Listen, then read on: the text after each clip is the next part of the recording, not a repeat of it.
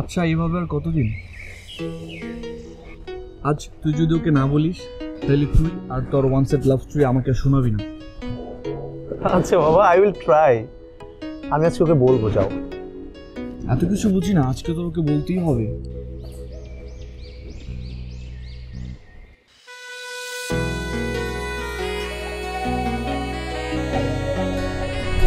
ওই দেখ চলে এসেছি।